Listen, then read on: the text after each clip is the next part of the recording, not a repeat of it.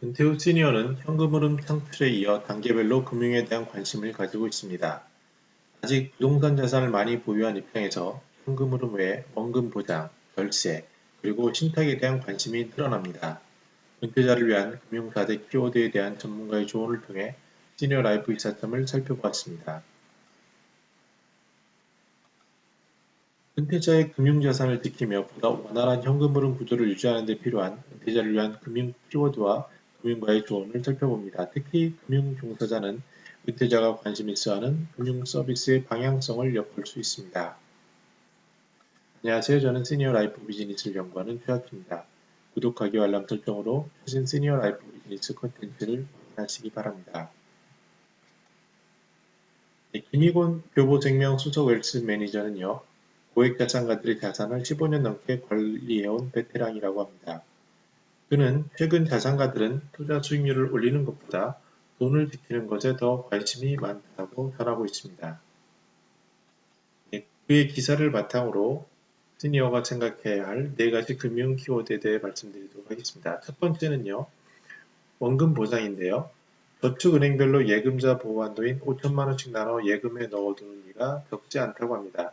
실제 현장에서 시니어들은 남은 자산을 지키려 하는 니드가 상당히 강합니다. 그 가장 효과적인 방식이 예금자 보호 한도별로 자산을 예치하는 것인데요. 비교적 금리가 높은 저축은행을 활용하기도 합니다. 두 번째로 볼 부분은요. 이런 원금 보장과 더불어 높은 수익률에 대한 기대도 있습니다.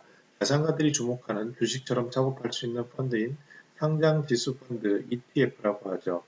이것에 관심이 있는 이유는 그나마 상대적으로 높은 수익률을 올려서라고 소개하고 있습니다. 개인들이 원유에 직접 투자할 수 없지만 원유를 기초자산으로 하는 ETF, Exchange Trade 펀드라고 하는데 이걸 통해 간접 투자할 수 있다고 합니다. 최근 지인도 제가 어떤 상품이 좋냐고 하니까 반도체 ETF를 조언하기도 했습니다. 네, 기초 자산이 올라가면 ETF 가격도 그만큼 올라가고 기초 자산이 내려가면 ETF 가격도 그만큼 떨어지기 때문에 주식시장 문의한들이 쉽게 접근할 수 있다고 합니다. 또한 기초 자산을요, 주가 지수, 그리고 원자재, 해외 주식, 채권, 환율 등 일반인이 접근하기 어려운 이런 부분에 있기 때문에 투자의 폭이 넓습니다. 존 보글이라는 사람은 투자 종목 선정 안목이 부족한 개인 투자자에게 ETF는 최고의 선택이라고 언급했습니다. 하지만 잦은 매매를 하게 되면 수수료가 높기 때문에 매매 유혹에 대해 경계해야 한다고 주의를 주고 있습니다.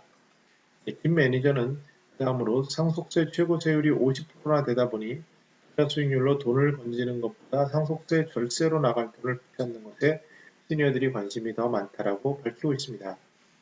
가장 많이 활용하는 게 상속세에 관련돼서 종신보험이죠.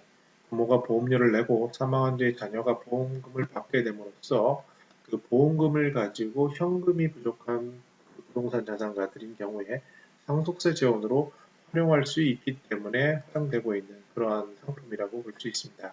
근데 요새 이제 종신형 즉시연금이 관심을 끌고 있는데 그 이유는 기존의 즉시연금이 그 한도가 비과세 한도가 1억 원으로 축소됐기 때문이라고 합니다. 즉시연금이라는 건요. 가입할 때 보험료 전액을 한꺼번에 내고 곧바로 다음 날부터 매달 연금을 받는 보험 상품입니다. 근데 이러한 즉시연금의 비과세 한도가 1억 원이지만 종신형 즉시연금에 가입할 때는 비과세 한도가 없다고 합니다. 그래서 또한 금융소득종합과세에서 종신연금으로 얻은 이자가 빠지는 것들도 자산가들인 경우에는 상당한 매력적인 부분이라고 볼 수 있습니다. 이것과 더불어 이제 웰다잉을 바라보면서요, 남는 자들에 대한 사랑, 그런 배려의 상품인 신탁이 관심을 받고 있습니다. 특히 치매라든지 독고라든지 웰다잉이라든지 이런 화두와 함께요, 점차 고민과 확대의 폭이 커가고 있는데요.